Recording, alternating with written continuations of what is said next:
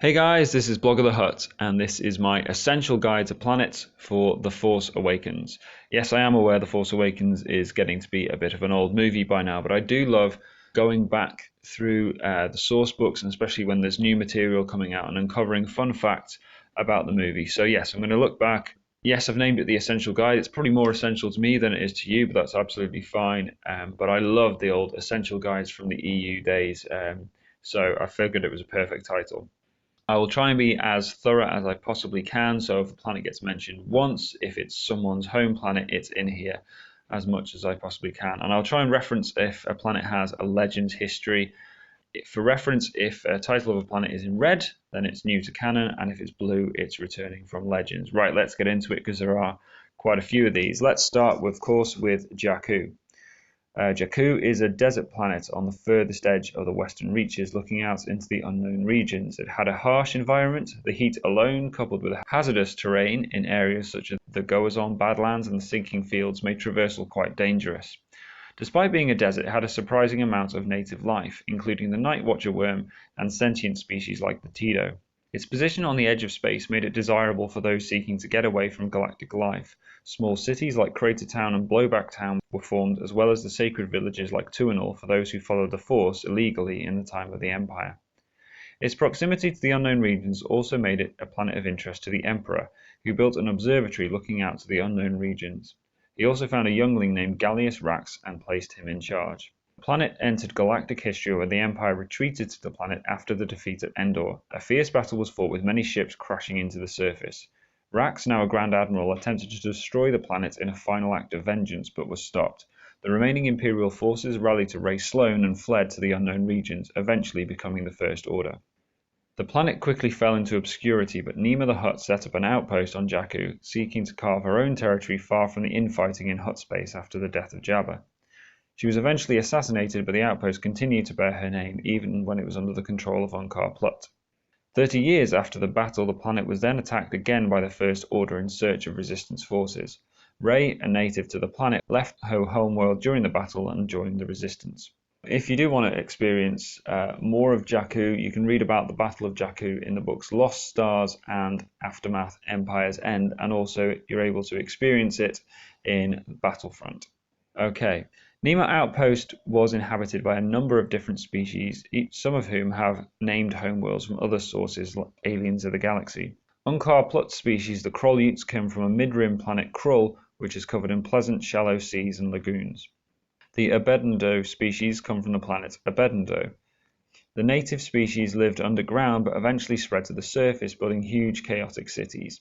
The planet was a target of the Empire as part of Operation Cinder in retaliation for the Emperor's death. 30 years later, the planet was represented in the New Republic Senate by Brasmon Key. Sarcoplank species, the Melito, come from Lee Tauran, an inner rim planet considered inhospitable by most species due to its volcanic conditions and toxic atmosphere. Athgar Heath species, the Dobrinth, come from Dubrin 12, a moon presumably orbiting the gas giant Dubrin, located in the deep core of space. Also a highly inhospitable world, visitors remained in orbiting space stations. The Dobrinth used mobile refineries to exploit their planet's natural fuel resources. The Nucosian species lived on the planet Kos Secundu, also in the deep core. For some reason, the Kosian race genetically modified their own species in order to colonize the planet, creating the Nucosian race. Moving into Jakku's orbit, we hear mention of some other planets. Rey offers to drop Finn off at Panema Terminal, a nearby planet in the western reaches. Similar to Jakku, it was covered in desert and had dangerous wildlife. During the Clone Wars, a separatist ship crashed into the surface, spreading rumors of valuable cargo. During the time of the Empire, it was home to a space station called Roth. Its position at the end of a hyperlane made it a useful trading point, and it was where Unkar Plutt traded salvage from the wrecks of Jakku. Another planet Unkar traded at was Ogum, which is the first planet on this list to appear from Legends. Not much else is known in canon, but in Legends it was a busy trading world and home to the Ogumite species, which is very likely still true. From the book Incredible Cross Sections, we glean some information about the journey of Han Solo's ship, the Eravana. The first stop was Eti 4 in the corporate sector, which Solo visited to pick up some exotic cargo from a pet shop in addition to the Rathars he was hauling. In Legends, it was a location of one of Han Solo's early adventures. It was also the capital planet of the corporate sector and home to a near-human species called the Eti, which is probably still true. While travelling, the Eravana suffered a malfunction at Botajeff, delaying their journey. The planet was home to the native Jeffy and has since appeared in the novel Thrawn, where he resolved the conflict between the native species and the Empire. In Legends, the planet was also an imperial world, best known for its shipyards. Natasi Dala was raised on the planet, and later in its history it was the site of a battle between the Mandalorians and the Fel Empire. Han Solo mentions that the Guavian Death Gang must have tracked them from Nantoon, suggesting they may have run into them there. The planet was only briefly mentioned in Legends, where it was once besieged by Darth Malora in the Old Republic era. Trilia is mentioned as the site of the Trilia Massacre, where a subspecies known as dwarf Rathtars killed a great number of beings. Han Solo was hauling Rathtars for King Prana of the Kabarith cluster, who owned a zoo full of dangerous and exotic creatures, which he wanted because of his rivalry with Regent Secluvius of the Moliage sector, who also owned a private zoo. The criminal gang Kanja Club originate from the world Narkanji. Originally a human colony, it was for a long time controlled by the Hutts. Eventually the human colonists overthrew the Hutts and formed the Kanja Club gang, giving them a fearsome reputation. The planet was also home to the Jablongian species. Starkiller Base was the site of a vast weapon used by the First Order to devastate the New Republic and claim control of the galaxy. It was a large planet covered in snowy mountains, but it was the crystalline core that attracted the First Order, who engineered the planet to be a weapon capable of draining the power of a star and firing across hyperspace. The First Order had a significant military presence there until the weapon and the planet was destroyed in a Resistance attack. Star Wars Explained has a pretty strong theory that Starkiller is actually Ilum, a planet visited by Jedi younglings to claim their kyber crystals. I won't say any more because I'd be repeating what he says, but I'll put a link to it on my WordPress site, and do check it out because it is pretty compelling evidence. The next planet in the movie is Takodana, a lush forest world located in the Tastor sector of the Mid-Rim.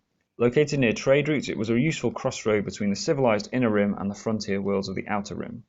In ancient times, it was the site of the battle between the Jedi and the Sith, but for over 1,000 years it was home to Maz Kanata's castle.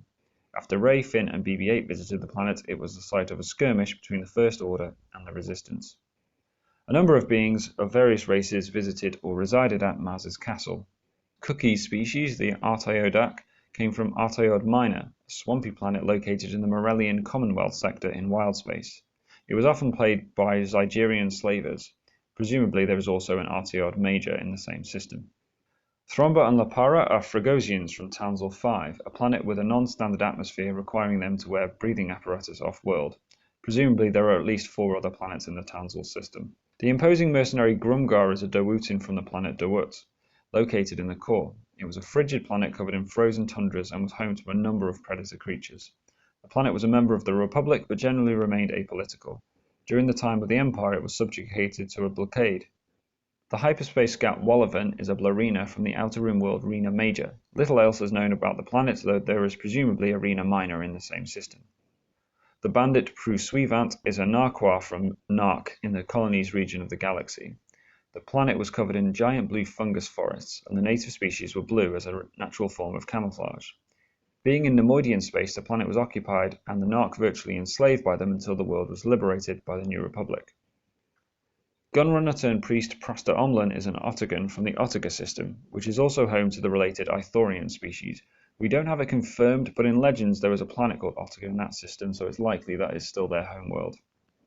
Gemologist Munduri and Sonsigo were Bravasians from the world Bravase. It was an extremely hot world requiring the species to be nocturnal and causing them to have sensitive vision requiring goggles off-world. Scam artists Prashi and Cartinus are Obdurians. 2 planets are listed as being their native home. Obduria, which is an inner rim planet located in the Vath Creek trade corridor near the border of the Outer Rim, and Nag Obdur, which was once strip mined by the Empire but liberated by the New Republic. It is likely that that latter one is a colony planet of the other.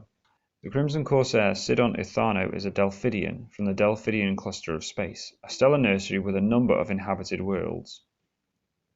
The Hask triplets visiting Maz's castle were native to the primitive world Haskin. Hosnian Prime was the capital planet of the New Republic. It was an ecumenopolis similar to Coruscant and also located in the core. It was voted to be the capital planet as the New Republic moved their base from Coruscant and rotated around other planets. Hosnian Prime and the entire system were destroyed by the Starkiller weapon. Several senators were present when the attack took place. New Republic Chancellor Laniver Villacham was a Tarsant from the Tarsant system in the Mid-Rim. It's not been explicitly stated, but I'd bet good money that their planet of origin is also called Tarsant. The Tarsant system was once mentioned in Legends as the location of a Bothan trading outpost, as it was located in Bothan space. It's unclear if that detail is still true. Senator Thanlis de Paulo represented Commodore in the Colonies region. It was the home planet of rebel leader Jan Dodonna and had a resistance movement based on the planet during Imperial occupation. It was targeted for reprisals during Operation Cinder after the war, but was liberated by the New Republic. Its Legends history also includes conflict with in the Mandalorian Wars and the Yuuzhan Vong, but otherwise its history is largely the same. Senator Gad Nashurian was a representative for Ubardia. Little is known other than it was a New Republic member world, and its people have cool hats. Andrathal Rob Votti represented Taris, an outer rim planet covered in cityscape. Once a prominent planet, it suffered a disaster leading to the atmosphere being polluted. The planet continued despite losing its prime status. Its Senator Tinra Pamlo was a leader in the rebel government during the Civil War, and the world became a founding New Republic member. In Legends, it was a key location in the game Knights of the Old Republic, where it was dubbed the Coruscant of the Outer Rim. The planet was devastated by the Sith, and the mention of a disaster is likely to try and reintegrate that status into the new canon. Senator Zigli Bruss represented the world of Candavant, and that is all we know about it at present. The final major planet is Dakar, a remote planet in the Outer Rim, covered in lush jungles and forests. It was scouted by rebel pilots in search of hidden Imperial outposts, but they found it uninhabited and identified it as a possible location for a base. The location was kept secret even past the war, and when the resistance was formed, they based their headquarters there. It was kept hidden until the discovery of Starkiller Base, when the Resistance launched their starfighter fleet. Their attack was successful, but the location was revealed and the base was destroyed by a First Order dreadnought shortly after it was evacuated. And finally, Resistance Officer Connix is from the world of Dulathia, and that is all we know in canon, but in Legends it was a mid-rim Imperial world liberated by the New Republic a few years after Endor, which is likely still true. Guys, that is it. If you think I've missed a planet, please do drop me a comment and let me know. I'd love to find out more, because I just love finding out more about these movies and Star Wars and seeing what's taking place in the galaxy. Do follow me on WordPress. I'll post this video and I'll also link to that Star Wars Explained video on there. I'll try and post a couple of things a week, including Species of the Week. So if you're interested in aliens from Star Wars and other things, do check me out. Also, you can follow me on Twitter, where weekly I post a visual dictionary fun fact, going back through the visual dictionaries from the movies and picking out some interesting little tidbits that I maybe didn't notice the first time I read it. Well, guys, thank you very much for watching. I hope you've enjoyed it, and like I say, be part of the conversation. Let me know anything I've missed or anything you want to see, and I will be back with more from The Force Awakens soon. Guys, thank you very much for watching, and I'll see you soon.